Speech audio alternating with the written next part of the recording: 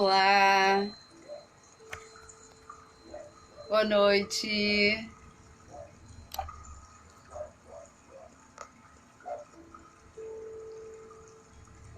Boa noite, pessoal, tudo bem?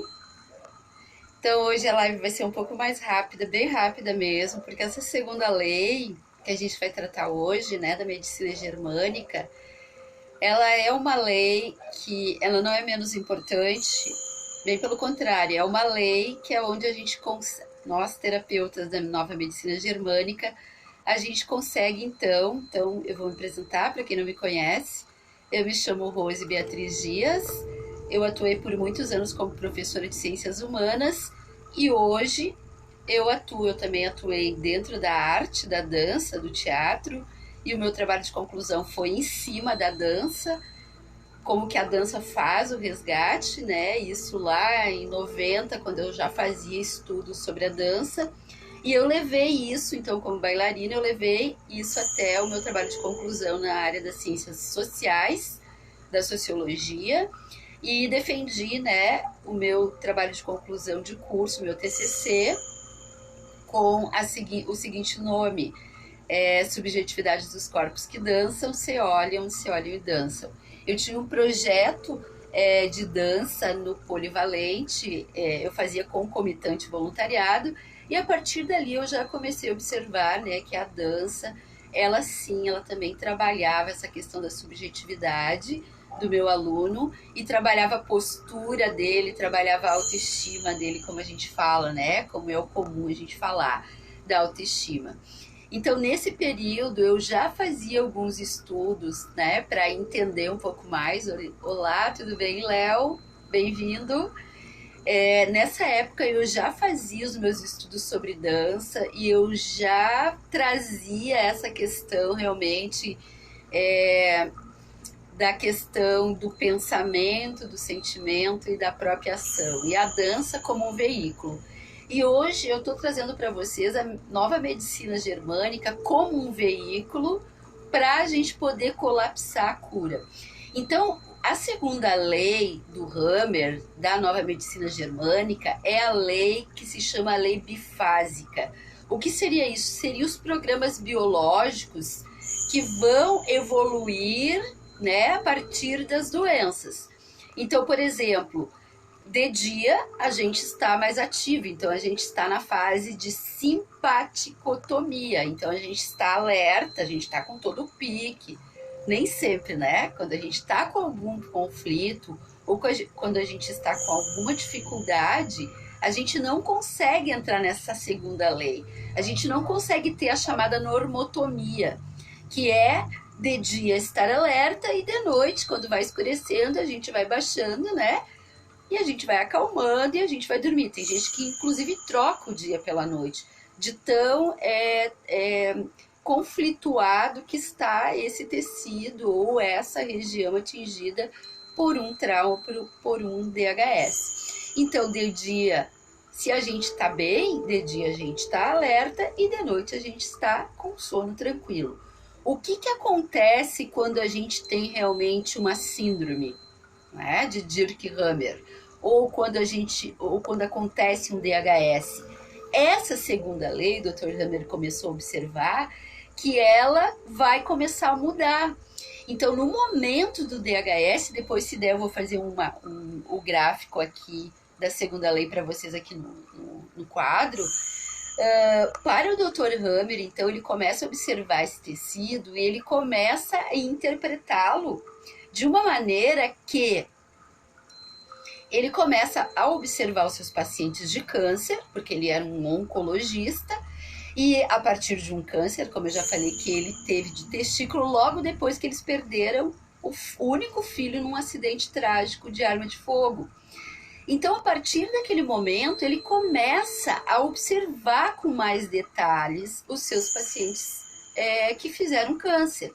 E aí ele consegue fazer todo um panorama e alinhando, né, a trilogia mente, ou a psique, que é o nosso cérebro, que é a tomada de nossa consciência, a psique, o sentimento que essas pessoas tiveram naquele momento, né, sentiram impotente, ou se sentiram, parecia que aquilo foi, perderam a vida, tiveram uma sensação tão dentro da própria anamnese, quando a gente estuda a história de vida do nosso cliente, do nosso paciente, na própria fala, né, e no próprio sistema nervoso autônomo dele, quando se manifesta, a gente sabe que ali existe um foco de Hammer, que realmente são círculos que se formam dentro do nosso cérebro.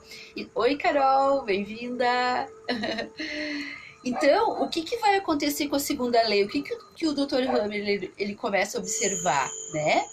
Que esse programa, ele vai, então, essa normotomia que de dia a gente dorme, de dia a gente tá acordado, alerta, disposto, e de noite a gente dorme, vai mudar quando esse paciente tem realmente uma síndrome de Dirk-Hammer ou um foco de Hammer.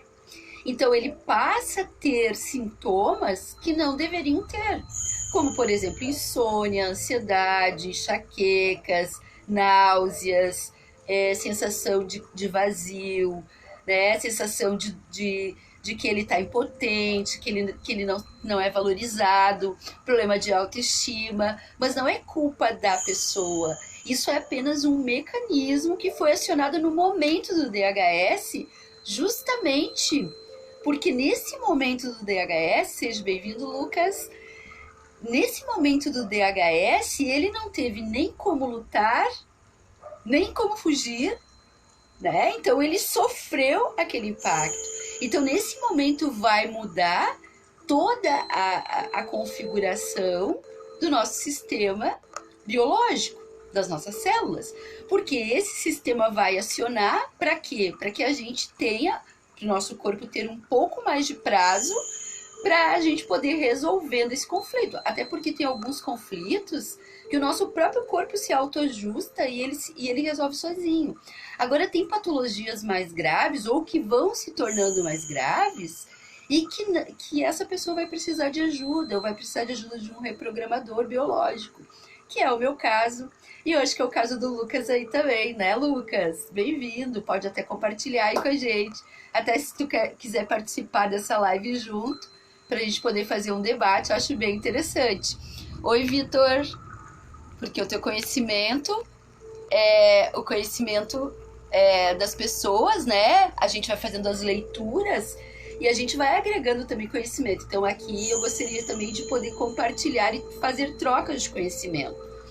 Então, com isso, o Dr. Hammer, ele conseguiu, né, tabular e anotar todos esses sentimentos e tudo isso que vinha ocorrendo com esses pacientes dele de câncer.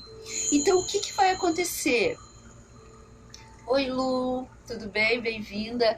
Então, o que vai acontecer? Ele consegue detectar as fases do conflito. Então, ele vai saber, por essas características do sistema nervoso autônomo, que é a pessoa fica ruborizada, ela engasga quando ela está falando daquela síndrome, daquele momento que foi impactante para ela na história de vida dela. Ela chora, né? Ela fica ruborizada. Então, o próprio sistema nervoso autônomo nos fala. O corpo fala pra gente, né? O corpo fala. Esse livro eu li há muitos anos atrás. Agora, a própria psicologia, né, tá divulgando bastante essa questão da corpolatria, também que a gente estuda lá na antropologia, né? Então, o corpo, ele se manifesta. Então, a doença em si é um alerta do nosso corpo. Assim como a febre vai nos alertar que tem algo que não está bacana no nosso corpo, as doenças para a nova medicina germânica, é um alerta para dizer, olha, aconteceu isso, você tem que resolver, porque senão isso vai ficar ativo até o final da tua vida. E vai levar essa pessoa a óbito, muitas vezes. Por quê? Porque para o nosso cérebro, como a nossa consciência ela não está dentro da nossa mente, ela é algo maior, como eu já tratei aqui com vocês, para o nosso cérebro, se não foi resolvido, pode ter acontecido há 10, 20, 30 anos atrás, um trauma, né, que foi impactante, tem que ter 3 características, tem que ser impactante, a pessoa tem que ter vivido em isolamento, naquele momento ela não teve como pedir socorro, e tem que ter pego essa pessoa assim, desprevenida, né? Então, dentro também do mundo animal, também acontece isso, né? Vai mudar os hemisférios, né? O esquerdo e o direito é mais é o masculino e o esquerdo é o nosso feminino. Então, por que quando tu vê dois machos brigando na natureza, você vê que quando ele não consegue vencer o outro macho, ele se vira, né, de barriga para cima? Porque ali mudou, naquele momento mudou a balança, né, a lateralidade do cérebro. Então, tudo isso a gente consegue detectar no paciente, com simples, de uma maneira bem simples. A gente simplesmente pede para o nosso cliente trazer uma garrafinha no dia da consulta online e pede naturalmente para ele abrir os olhos. Ou tu projeta ele, né, para um local e depois pede para ele bater palma. A primeira mão que ele puxar para bater palma, ou por exemplo, se eu bati palma desta maneira, mas e quem bate palma assim e não assim? A mão que está em cima é que vai dizer onde está a minha lateralidade. Então aí a gente vai ver que o primeiro DHS, porque normalmente são 2 DHS, principalmente na área da psiquiatria, né? Então um foco no lado esquerdo e um outro foco no lado direito. A gente sabe que o primeiro DHS muito provavelmente ocorreu no hemisfério esquerdo. Porque naquele momento, claro, isso também pode mudar pela questão hormonal, né, pela questão de antibióticos e etc. Esse paciente também, dependendo da idade dele, né, ele está numa outra fase, na andropausa ou na menopausa, também pode oscilar. Ou se naquele momento ele também estava ansioso no dia da consulta, então isso tudo também pode oscilar. Isso só é um parênteses que eu estou fazendo para vocês aqui, tá? Então, para o Dr. Hammer, existe 3 tempos decisivos nessa segunda lei, que é o pré-programante, número 1, que pertence ao clã, ou seja, esse conflito, ele é impresso no nosso genoma, então ele já está vindo dentro da nossa genética, né, ou dentro das nossas próprias crenças que a gente vem trazendo dos nossos familiares, e ela está ali. Meu avô teve câncer, minha mãe teve câncer, meu pai teve câncer, então eu também vou ter câncer. Né? Então isso também pode trazer uma patologia que já está ali. A pessoa está dentro do consciente dele, dentro da consciência, porque segundo o Dr. Hammer, quando acontece um DHS, acontece uma mudança de consciência. Então por que a pessoa entra no pânico? Porque é o único mecanismo, a única maneira dela conseguir aguentar quando os 2 focos, no mínimo 2, entram em atividade. Né? Eles entram dentro da fase, que é a fase da crise epileptoide, por exemplo. Então é essa a segunda lei que a gente está tratando aqui. Tá? O segundo tempo decisivo para que isso aconteça, o DHS sempre viveu em um verdadeiro conflito. Então, esse DHS, ele está sempre incluído. Por que às vezes tem momentos que a doença parece que ameniza? Por quê? Porque ele está numa fase em PCL em balanço. O que significa isso? Ora, ele está quase colapsando para fazer a passagem para a virada de página e se curar, mas aí acontece um evento, vamos supor que no dia do DHS dele estava chovendo. Então, toda vez que tiver uma chuva torrencial, digamos que estava chovendo muito forte, e deu aquele estouro, deu aquela briga, deu aquele evento, e a pessoa não conseguiu digerir tudo aquilo, e aí surgiu, dali 2, 3 meses, um câncer. Como aconteceu com o Dr. Hammer e com a esposa dele. Né? Então, o que vai acontecer nesse momento? Nesse momento do trauma, se ele não resolver isso, ele não começar a trabalhar isso dentro do emocional dele, dentro da psique dele, por isso o sentimento é importante. Então, por isso que o Dr. Hammer juntou a questão do sentimento, né, dentro da triologia. Então, para cada tecido existe um sentimento que ele observou, tá? Então, esse estresse, gente, ele pode vir, inclusive, no intrauterino, né? Ali na fecundação. Então, quando é presencial, eu posso fazer um toque No paciente eu consigo descobrir se é pessoal, se o sistema nervoso autônomo manifesta aqui, se o tecido fica mais enrijecido, então é pessoal.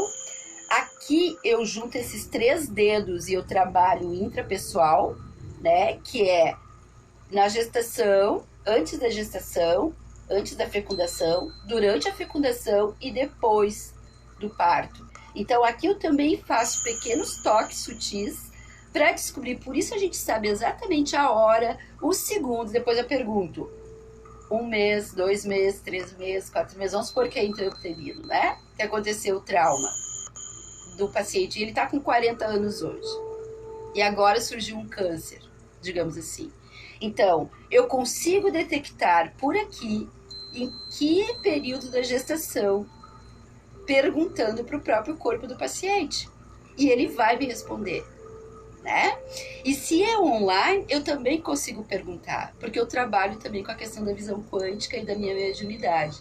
Então, por isso eu junto as 3 leis, universais, espirituais e biológicas, para fazer um trabalho completo com o cliente.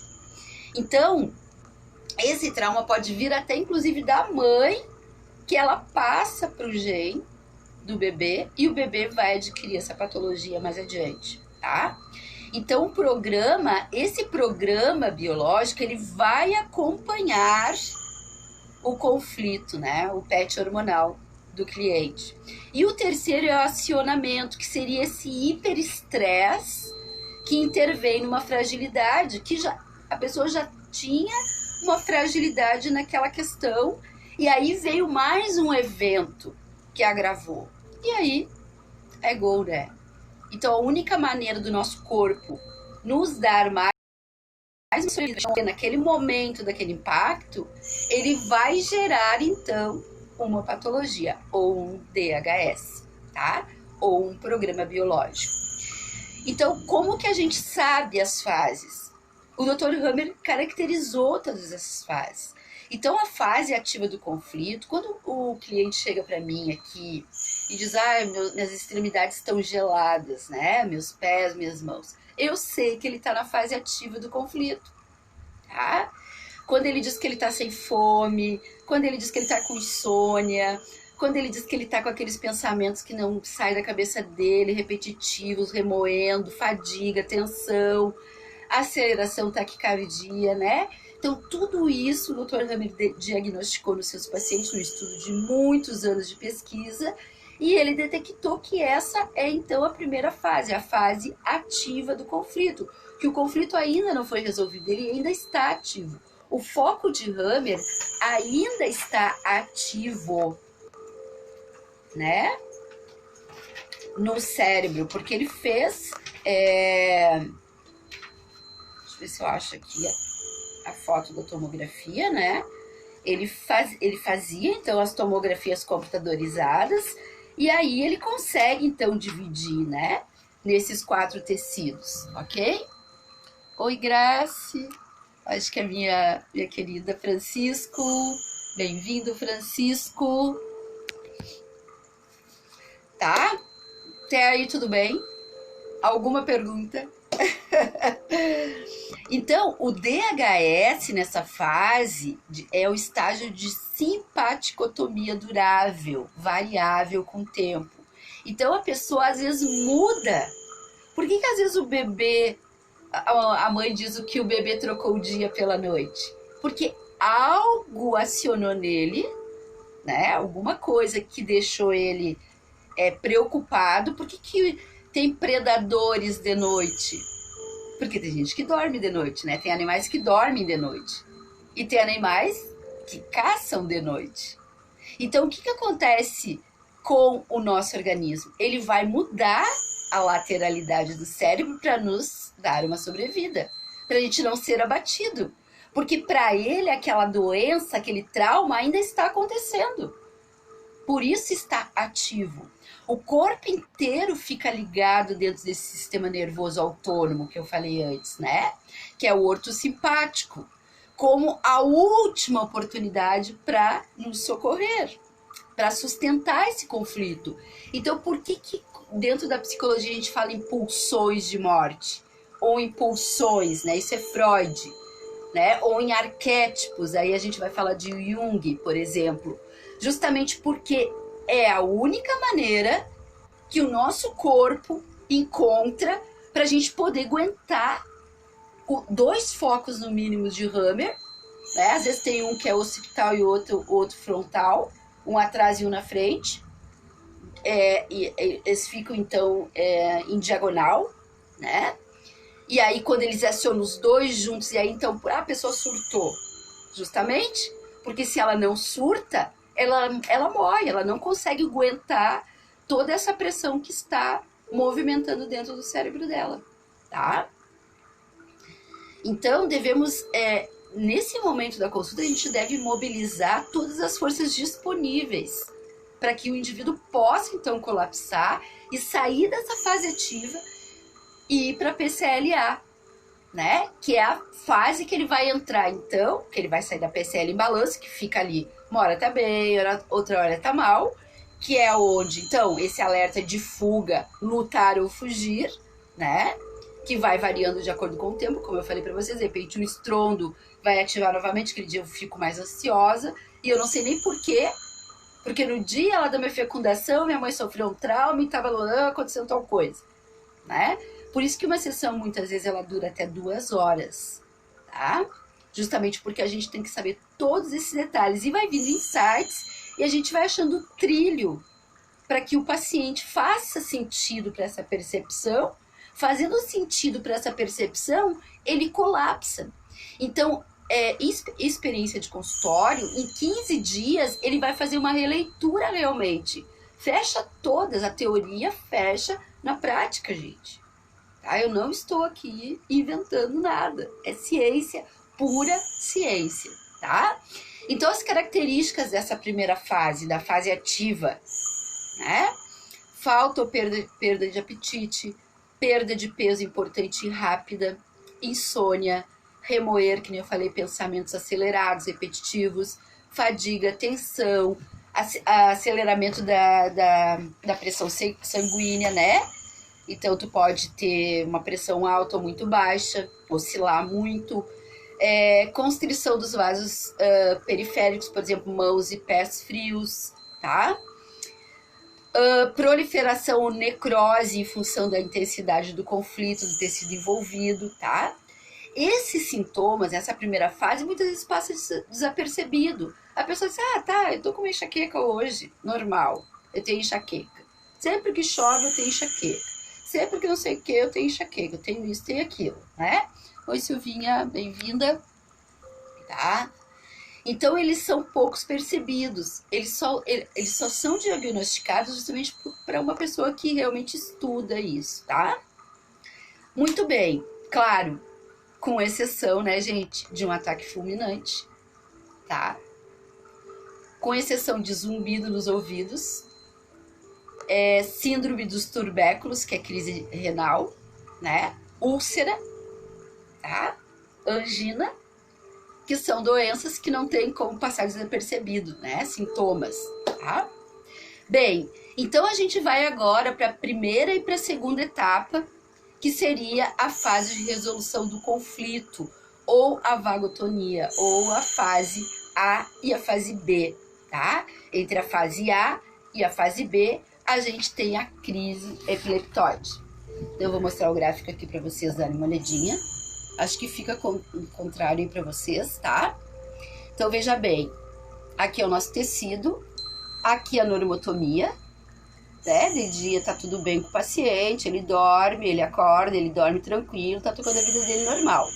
O que acontece quando ele tem algo impactante, inesperado, que ele viveu em isolamento? Esse isolamento não necessariamente é um isolamento que não tenha ninguém perto, né? É aquele isolamento naquele momento. Ele não conseguiu nem lutar, nem fugir, ou ele lutou e fugiu, né? Ou ele ficou paralisado, tá? Depois que ele tem o DHS, o tecido fica assim, ó, oscilando. Hora tá bem, hora tá mal, hora tá bem, hora tá mal, hora tá bem, hora tá mal. Então ele fica na fase ativa. O que acontece quando a gente começa a trabalhar o tecido, né? Então ele fica na fase ativa e às vezes ele vem até aqui para resolução e ele não consegue resolver. E aí ele volta de novo. Então aqui é a PCL, que a gente chama em balanço. Quando a gente detecta o DHS e fez sentido para o cliente, a gente depois faz todo um trabalho, né, de ressignificação. A gente faz todo um trabalho também nos pontos. Depois eu vou mostrar os mapas para vocês ali na cabeça do paciente, mesmo a distância, tá? Dá para fazer. Inclusive o Dr. Hammer não teve tempo, mas ele estava fazendo estudos espirituais com a questão da fé e ele concluiu que sem fé não se consegue chegar a lugar nenhum. Então é muito importante que o cliente e que o paciente acredite realmente que ele possa fazer a passagem, tá? Depois que ele faz o atendimento conosco ou com a Nova Medicina Germânica, né? Ele vai fazer a crise, que é em 15 dias, ele vai fazer uma releitura do conflito. O tecido vai fazer a releitura do conflito. E aí, quando ele fez a releitura em 15 dias, ele consegue sair para a fase PCL-B, que é a fase a fase da cura, e aí ele entra na normotomia novamente. Então, o que acontece nessa fase? Essa primeira fase, que é essa PCL aqui, ó, tá? Essa primeira fase aqui, certo? É a fase que o Dr. Hammer chamou de exudativa, ou a fase de inflamação, é que nem uma ferida, né? Quando a gente se machuca, naquele momento tá arde pra caramba, dói, tarará, tarará, então o tecido tá na fase ativa. Depois que a gente põe uma medicação, toma um remedinho, não sei o que, põe lá, faz o curativo, né, faz a sutura, vai começar a PCLA, que é a fase exudativa de inflamação, a fase líquida, onde todo esse tecido que foi atingido, ele vai ter que começar a se regenerar novamente, certo? E aí, ele se regenerando, ele vai então para a segunda etapa, que é a crise epileptóide, tá? Que é onde, também chamada de crise epicrise, tá? Ocorre no ponto mais baixo da fase de cura, de forma paralela aos níveis psíquico, cerebral e orgânico. Nesse momento da crise, em 15 dias, o cérebro aciona um pico simpaticotônico, que coloca o indivíduo instantaneamente em conflito ativo. Então, dentro da consultoria aqui, os meus clientes assim, nossa, realmente, eu tive isso, eu tive aquilo, eu tive dor, eu tive suor, minha rinite, se é um caso de rinite, minha rinite piorou nesses 15 dias, foi normalmente o primeiro tecido, que é onde a gente descobre o tecido original, ele é um tecido que o cliente ele vai sentir mais a crise epileptóide. Depois de 30 dias, quando a gente trabalha o segundo tecido dele, né, e o terceiro e o quarto, que vamos encerrar, e aí ele ganha alta, pelo menos no meu trabalho como eu atuo aqui, ele já começa, o cliente já a entender como funciona, e ele já começa ele próprio a dizer, calma, tudo bem, isso é a crise, né? Apesar de eu explicar exatamente como vai acontecer as fases para ele, né? Olha, não te preocupa, eu estou aqui monitorando você, qualquer coisa você me avisa, o ideal é a gente não se ver até fechar os 15 dias, para mim não influenciar no teu processo, mas se tu precisar, eu estou aqui para te auxiliar, tá? Então, o que vai acontecer? Ele revive o conflito inteiro nessa crise, em um curto período de tempo. Então, os sintomas físicos são espirros, rinites, tosses, manifestações do sistema nervoso autônomo, choro. Tem pessoas que ficam super sensíveis, até no momento que a gente está fazendo os estímulos nos pontos específicos do tecido na cabeça. Muitos atendimentos que eu fiz aqui, eu tive que parar a sessão online, tá, gente? Porque o cliente, ele teve uma sensação naquele momento que tocou o ponto, né? Eu tenho tudo anotado dentro dos meus prontuários. Naquele momento ele teve uma sensação, ele teve uma náusea, ele teve um enjoo, né? Ele teve uma tontura, uma labirintite, né? Então é comum acontecer durante a sessão, o cliente ele tem já as reações naquele momento, o tecido já começa a mostrar para ele que realmente é ali, é por aí o caminho, né? Então, dores, né? Ele começa a ter dores, principalmente se é um tecido, que a gente vai trabalhar o tecido de estrutura, que é pele, ossos, nervos, né? Os próprios, a nossa própria pele, né? O tecido de sustentação, tá? Cãibras, tremores, soluços, gagueiras, palpitações oculares, inclusive, tá? Por quê? Porque nesse momento, esse edema, ele vai, né, no cérebro, ele vai aumentar ao seu máximo, para depois, é como uma ferida que inflama e fica feia, para depois ela ir ficando pequenininha, né, até cicatrizar. Então, essa é a fase da crise, tá? Então, a crise epileptoide, tá, ela tem... é determinada pela natureza do conflito, pelos órgãos ou tecidos envolvidos. Então, por exemplo, se é uma pessoa que já está há anos com aquela patologia, né, gente, é mais complicado de reverter o quadro, com certeza é, tá? Como qualquer diagnóstico da nova medicina, né, da medicina convencional, é mais complicado? É, lógico que é, tá? Mas é possível, perfeitamente possível, pelo menos trazer uma maior qualidade de vida, né, para esse paciente, para esse cliente que veio nos procurar, tá? E a parte cerebral, né, que depois eu vou mostrar os 4 mapas para vocês ali, envolvida, tá? Diante desse conflito tem 3 soluções. Solução arcaica de afrontamento, né, ou você fica na agressividade, ou você enfrenta o conflito, tá? Solução arcaica da fuga, ou você fica fugindo disso e dizendo, não, isso não é nada, isso é só uma dorzinha de cabeça, tá? E a terceira, então, a outra solução é aceitar isso e tentar resolver isso. Bom, quando a gente sai, então, dessa fase da crise, que vai se fazer mais ou menos ali no 14º dia depois da sessão, 15º, às vezes tem clientes que vai um pouco mais, às vezes tem clientes que passa tranquilo, né, não faz uma crise tão forte, então cada caso é um caso, tá? Então, o que ele vai sentir nessa fase, então, de PCL, né? Grande fadiga, então ele vai sentir muito cansaço, vontade de deitar, muita sede, vontade de tomar muito líquido, vai voltar o retorno do apetite, ele pode ter febre, ele pode ter inflamação, dores, né? Possíveis despertares entre 3 e 4 da manhã, justamente porque é o momento que vai fazer a releitura do conflito, tá? Vasodilatação, calor, pressão baixa, insônia, tá? Então, isso tudo é normal, porque ele começou a fazer realmente a reprogramação ou parar esse foco e dizer para ele, ok, tá tudo bem, eu já estou curado, né? Ou eu já resolvi esse conflito, foi lá na minha infância, isso não me pertence mais e agora eu estou numa nova fase da minha vida, tá? Certo, gente? Eu acho que era isso, tá? Essa é a segunda lei, tá bom?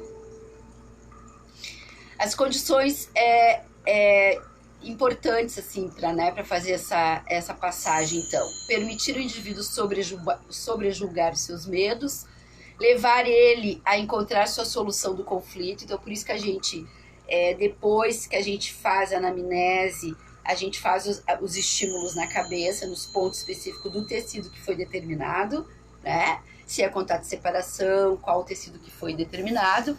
Depois a gente faz uma verbalização, né, específica, positivando, juntando, então, o que dentro dessa verbalização?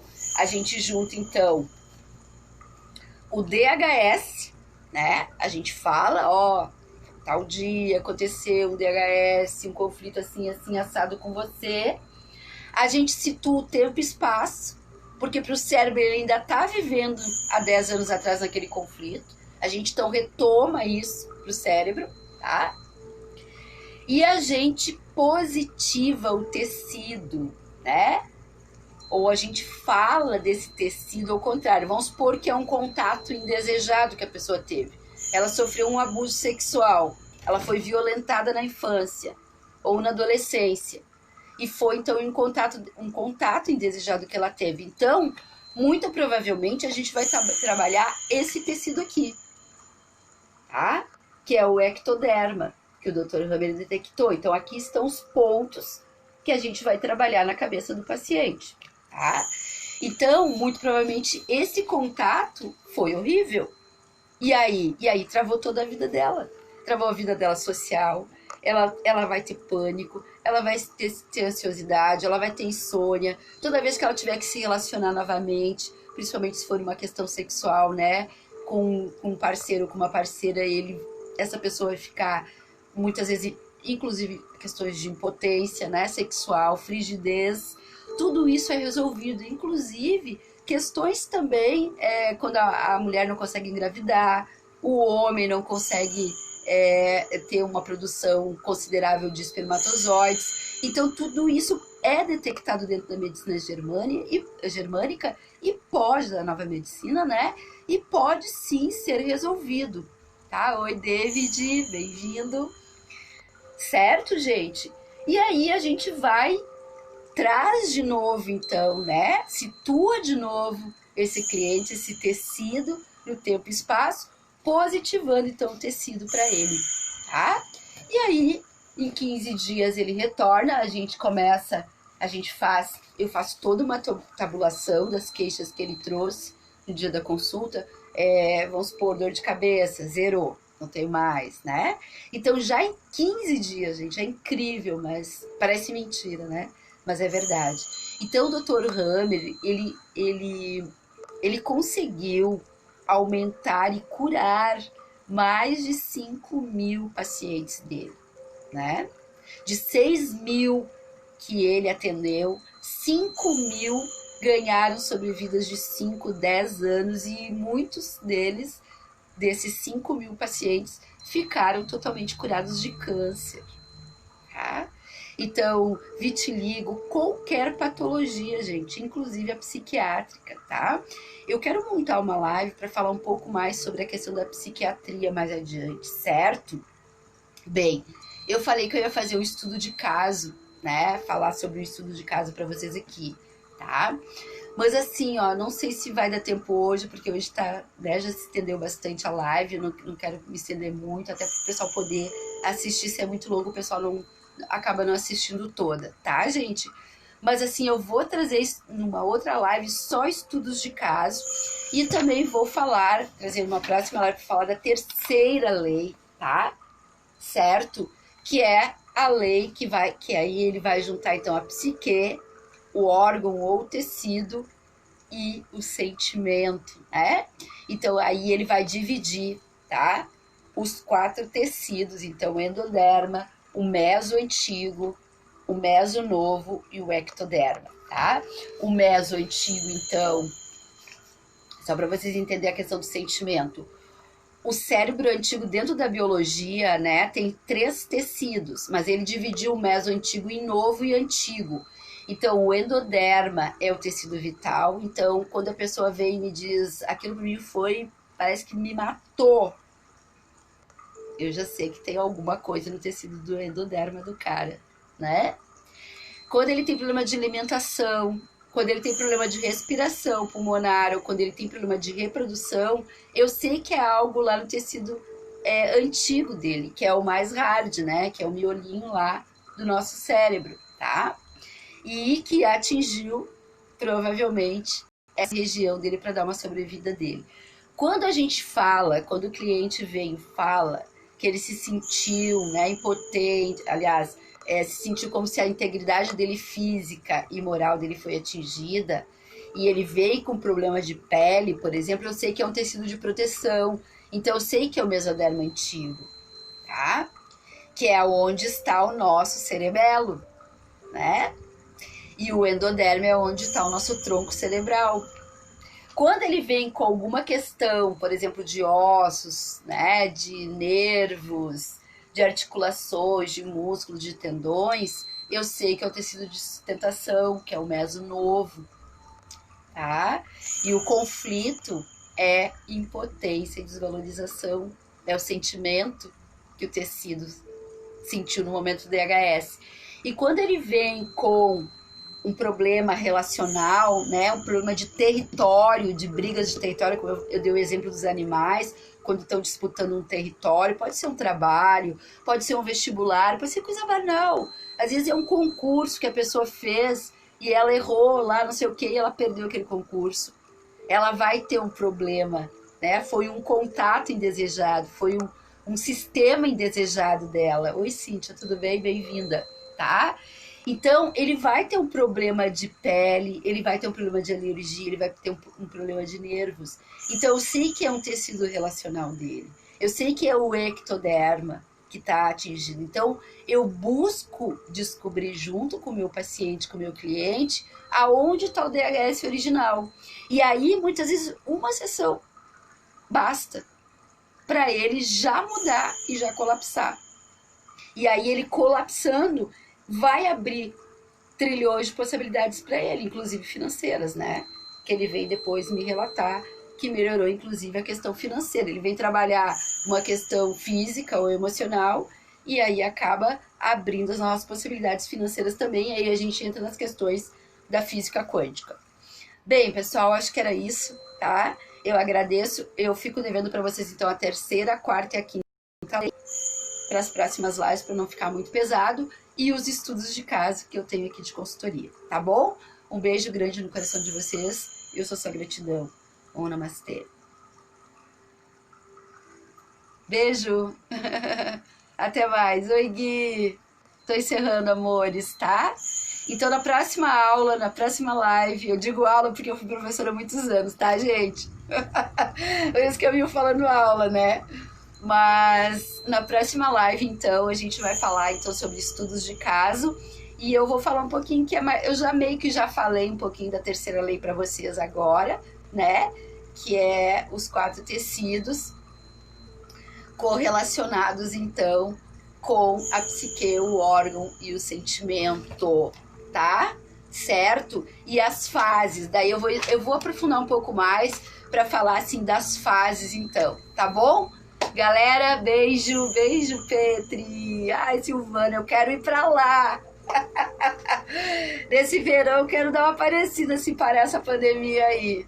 Tô com saudades daquela praia maravilhosa, da tua casa, de todo mundo, tá bom? Um beijo grande a todos aí, eu agradeço, só gratidão. Bom ver vocês também, tá? Eu sou só gratidão, gente. Tá funcionando, as coisas estão indo. E assim, gente, uma dica para essa questão do vírus, tá? Eu tenho um vídeo no canal que eu falo melhor sobre isso, tá? Mas os vírus, segundo a quarta lei, tá? Os vírus, eles têm conotação com tecido de ectoderma. Então, ele tem conotação territorial. Então, por que crianças não pegam vírus? Por que tem países que não pegam os vírus? Porque estão bem resolvidos territorialmente. Isso é uma teoria minha, tá? Aliada com os meus estudos da medicina germânica, tá? Não, eu não tirei a questão da viral, pertence ao ectoderma, tá, gente? Certo? É vírus, o mesonovo é bactéria, então essa é a quarta lei, que a gente vai tratar mais aprofundadamente daqui 2 lives, então, tá? Mas uma dica, resolvam os conflitos de território, perdoem, tá? Vão lá, converse com a pessoa, diga, olha aqui, cara, eu não quero ficar mais de mal contigo, vem cá, me dá um abraço, abraço não dá, né? Me dá um cotovelaço aí, tá? Por quê, gente? Porque os problemas de território, eles vão fragilizar o nosso sistema imunológico e vai dar abertura para a entrada dos vírus no nosso organismo, né? Porque quando a gente está gripado ou quando a gente está num trabalho que a gente não gosta, a gente arruma uma gripe. A gente arruma uma gripe. Porque é um território que a gente não está gostando de ir mais para esse território. E a gente arruma um vírus, né? Porque daí com o vírus eu não posso ir, porque eu vou passar os vírus para as pessoas e eu acabo ficando dentro do meu território.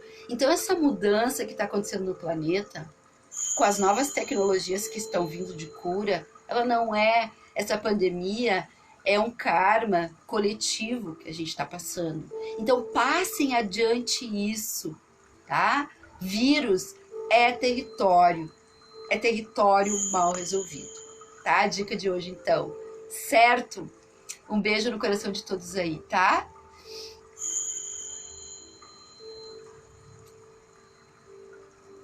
Isso, Silvia! Ok, quando tu for eu vou contigo. Ai, eu não aguento mais, tô louca pra pegar o mar, gente. Eu preciso do mar. Eu preciso do mar, eu amo o mar. Um dia eu vou morar no mar. Vender aqui a minha casa e vou me mandar. Trabalhar, eu posso trabalhar online em qualquer lugar do mundo, né? Tá bom, Silvinha, obrigada então. Beijo, eu amo vocês, se cuidem, tá? Se cuidem, mas isso aqui, ó, a cabeça e o coração e a palavra, né? O poder da palavra, tá? Tudo que tu decretar com a palavra vai acontecer. Então, vigiem os pensamentos, os sentimentos e o que você fala, né? O mal entra pela boca do homem, não, o mal sai, né? Pela boca do homem. Então, vamos cuidar um pouco mais o nosso comportamento, porque se a gente cuida do nosso comportamento, a gente está cuidando também das nossas moléculas, das nossas células, tá? E sem julgamentos, né, gente? Porque o julgamento, a gente julga, aquela pessoa tá doente, aquela pessoa tá com isso, é apenas um mecanismo biológico. Então, quando a gente começa a olhar as doenças, né, e as pessoas que fazem a síndrome de Dirkhammer, a gente começa a perceber que não é culpa da pessoa, é um mecanismo biológico que qualquer um de nós está sujeito de ser acionado em qualquer momento da nossa vida. Porque como é uma síndrome que acontece e nos pega com os 3 Is, né? Inesperado, vivido em isolamento e impactante, a gente não tem como fugir. E a gente tem que agradecer que a gente teve, né, uma patologia, porque graças a essa patologia a gente conseguiu ter uma sobrevida até conseguir resolver o conflito, ok? Corpo, mente e alma juntos, exatamente, Silvana, tá? Isso é que nos dá a longevidade, isso que nos fortalece na nossa imunidade, tá bom? Obrigada pela participação. Oi, Kátia, minha prima querida, bem-vinda, mas eu estou encerrando, tá? Depois a live vai ficar gravada aí. Vocês podem curtir também lá no canal no YouTube, a Arte Expressão Consultorias. E eu estou agora lançando, né, um curso futuramente para dar um curso, né, sobre isso, que não vai custar muito caro, para as pessoas que têm interesse em saber um pouco mais, aprofundar mais esse conhecimento e também atuar, por que não, com consultoria, né, com a medicina germânica, tá? Beijão, gente, até! Eu vou desligar aqui então. Deixa eu ver como é que eu encerro. Boa noite, fique com Deus, se cuidem. Eu amo vocês. Gratidão. Eu sou só gratidão. E o mantra é: eu sou Deus, deusa, em ação, em você, no seu coração. Om Namastê.